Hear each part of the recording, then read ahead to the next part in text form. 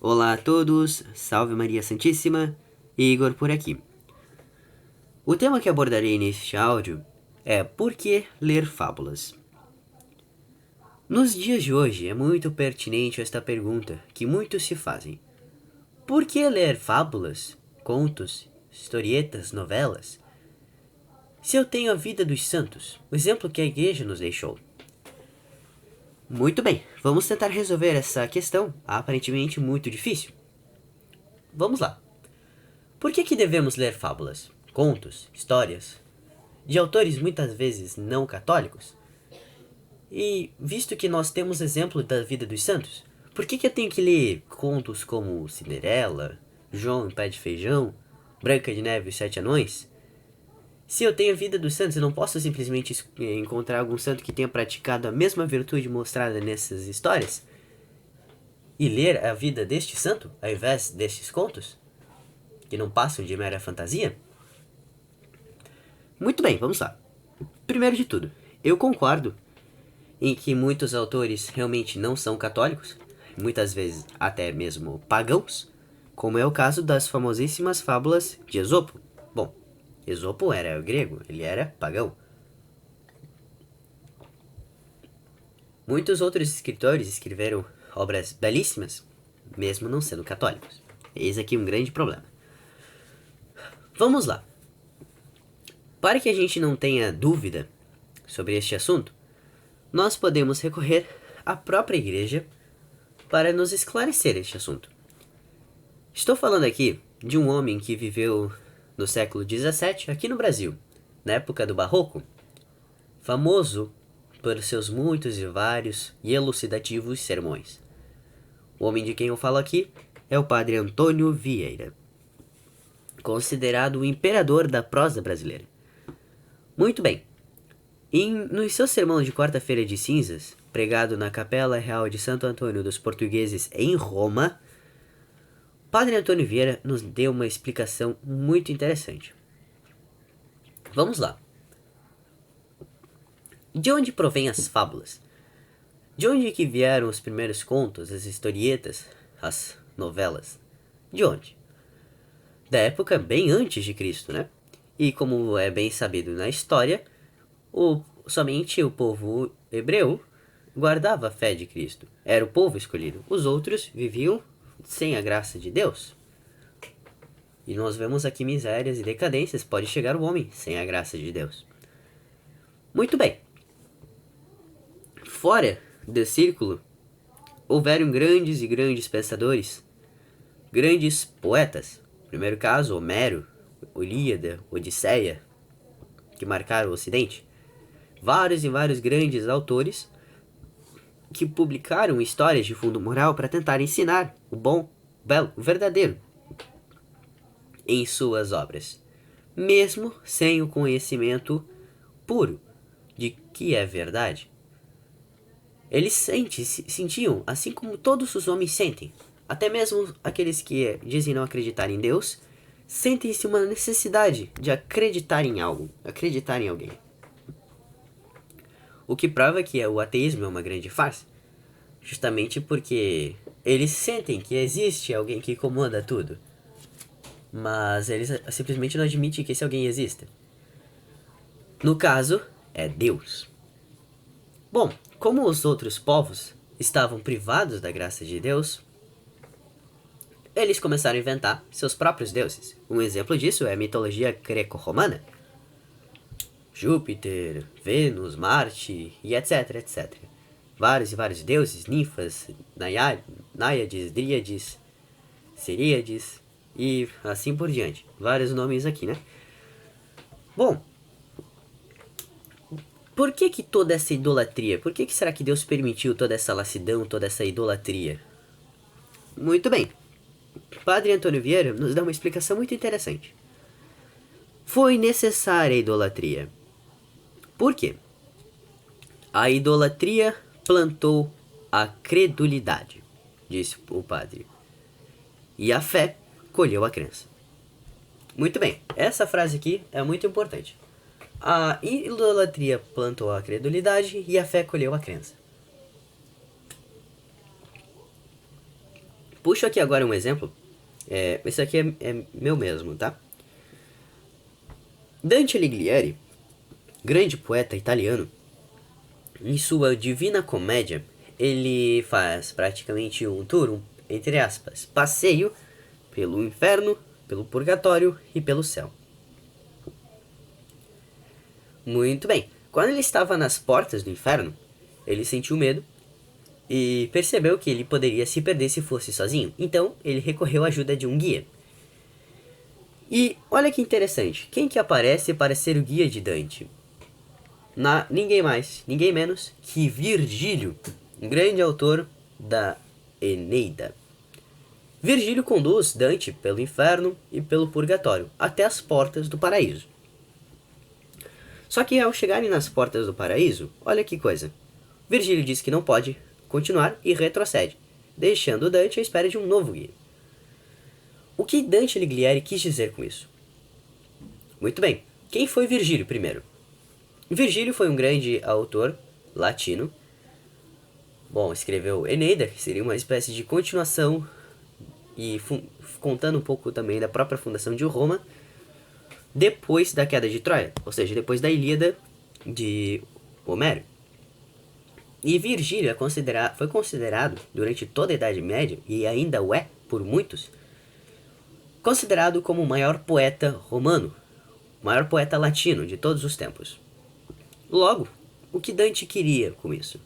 Ele colocou a representação de toda a literatura pagã, de toda a idolatria, de toda a literatura idólatra, para guiá-lo no inferno e no purgatório, mas que não poderia entrar no céu. O que Dante quis dizer com isso?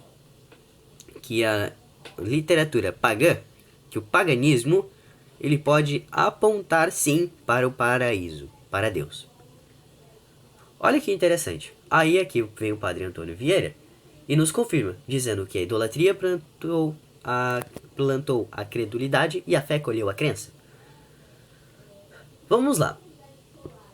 Com este exemplo de que muitas coisas provindas do paganismo apontam para Deus, a gente como católico, como bons católicos, devemos saber aproveitar o que é de bom das coisas. Houveram, né, vários e vários casos de conversões. O exemplo é de Santo Agostinho. Disse que ele se converteu ao ler Hortênsios, uma grande obra pagã. São Jerônimo. Quem nunca ouviu falar de São Jerônimo? Que escreveu a Vulgata, uma edição da Bíblia, onde ele melhorou a literatura da Bíblia. Interessante.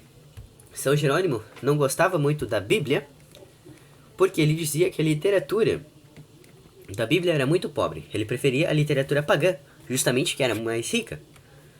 E foi graças à literatura pagã que deu base para São Jerônimo melhorar a literatura da Bíblia. Olha que grandeza, não? Mais uma vez, a idolatria plantou a credulidade, a fé colheu a crença. Fábulas. O que são fábulas? As fábulas são exemplos, pequenas historietas, onde se contam personagens, muitas vezes em sua maioria animais, com representações com certas características humanas. E a fábula em si tem um fundo moral. Claro, ninguém nunca viu, e ninguém nunca verá também, um leão conversando com um rato. Isso é algo absurdo, né? Mas ali a fábula, por exemplo, do leão e do rato, a gente tem um fundo moral. Padre Antônio Vieira, neste ponto, ele pega duas colunas da Bíblia. Uma do Antigo Testamento e outra do Novo Testamento. No Antigo Testamento nós temos o rei Davi. E no Novo Testamento nós temos o apóstolo São Pedro, o primeiro papa da igreja. Muito bem. Estes dois ilustríssimos personagens, esses dois ilustríssimos santos, escreveram sobre as fábulas. Fizeram referência às fábulas dos pagãos e não as histórias dos pagãos em seus escritos. Por que se referiram às fábulas e não às histórias? Bom, história é algo verídico que realmente aconteceu, causa de guerra, formação de um povo, etc. E nós já sabemos o que é uma fábula. Fundo, uma historieta com fundo moral. Mas olha que interessante. E Deus prova novamente quão grande é. Fábulas são um dos limites máximos em que o homem consegue chegar fingindo, pensando naquilo. Mesmo não sendo verdadeiro, o homem finge que aquilo é verdade. E logo acredita naquilo. Por exemplo, imaginemos-nos na Grécia Antiga. Vários e vários deuses para cultuar. Claro, todos deuses de pedra, deuses mortos. Mas alguém vê um raio caindo, quase que milagrosamente. Naquela época, uau, é Zeus que nos fala. O povo logo acreditava. Alguma história fingida. Aquilo era um fingimento, aliás. Eu estou fingindo que Zeus é Deus onipotente. Zeus não é nada mais nada menos que simplesmente uma escultura na rocha, esculpida na rocha. Nada mais. O que eu quero dizer com isso? Eu estou fingindo que aquela escultura é Deus. Mas olha que interessante. Deus mesmo nos mandaria a escultura perfeita, a escultura viva de nossa própria carne. O Verbo se encarnou. E este é o ponto máximo de nossa história, de toda a história da humanidade, a encarnação do Verbo divino. Jesus Cristo, nosso Senhor, veio à Terra pelo seio da Virgem Maria e se fez homem como nós. Dignou-se fazer homem como nós. E olha que interessante. No que os idólatras, no que os pagãos conseguiram chegar fingindo, Deus chegou obrando. Enquanto eles fingiam que determinadas pedras esculpidas belamente eram deuses, Deus mostrou a face humana. Tomou a forma humana. Que maravilha!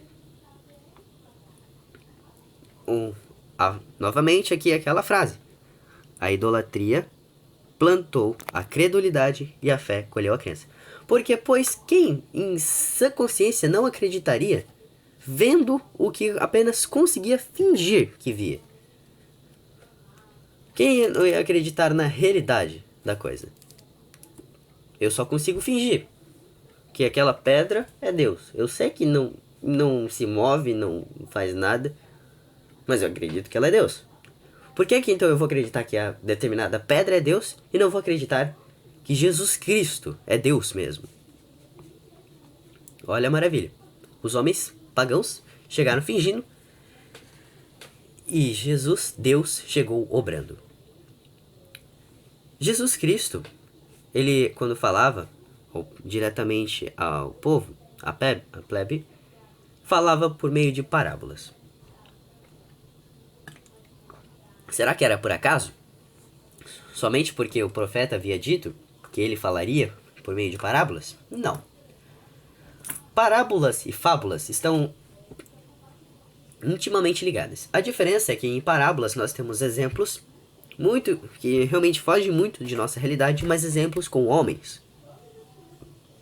Claro, um fingimento. E as fábulas são mais fingidas ainda, porque agora são animais com características humanas. Por que Jesus quis falar em parábolas ao povo? E olha que interessante. Para que se fizesse acreditar, precisava mostrar um fingimento. Então, a parábola é nada mais, nada menos também que um fingimento. Para fazer os idólatras plantar a credulidade nos idólatras. E como é que Jesus provou o que dizia em suas parábolas? Simples, provou operando milagres. Logo, dava a todos o fingimento, crerem no fingimento, para depois mostrar a realidade do que os homens apenas fingiam conseguir ver. Olha que maravilha, hein? Bom, muitas vezes a leitura de fábulas, contos, historietas, novelas, as leituras são seguras. Podem sim apontar para Cristo. Podem apontar para o bem. Pois foi, as fábulas principalmente, pois foi para esse objetivo que elas foram feitas. Creio que muitos aqui já devem ter ouvido falar sobre o Index Librorum Prohibitorum, instituído pela Santa Inquisição da Santa Madre Igreja, o Índice dos Livros Proibidos. Vários e vários livros de alguns autores que a gente conhece hoje em dia, mais recentes, estiveram lá. Mas, pasmem, fábulas jamais estiveram lá. Contos que falavam sobre o dia a dia jamais estiveram lá. Os contos dos irmãos Grimm, Charles Perrault, Hans Christian Andersen jamais estiveram lá. Pois por que eu vou duvidar?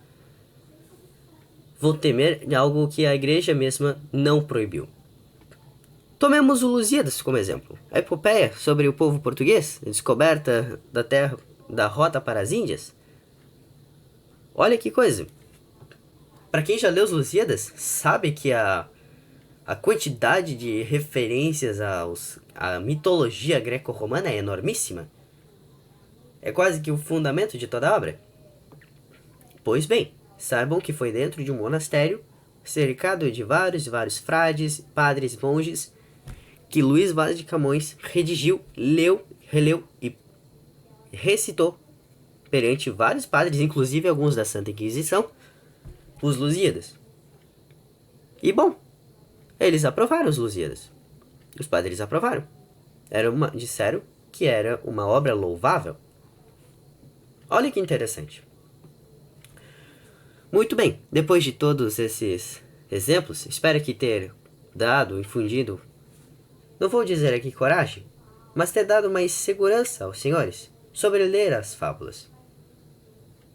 O que se espera que alcance com as fábulas é que a criança, uma criança principalmente, nós estamos falando aqui justamente disso. Dificilmente uma criança vai conseguir imaginar, criar situações baseado apenas na história de um santo. Isso é bem difícil. Os senhores pais sabem muito melhor do que eu que o imaginário de uma criança é, bom, é realmente estupendo.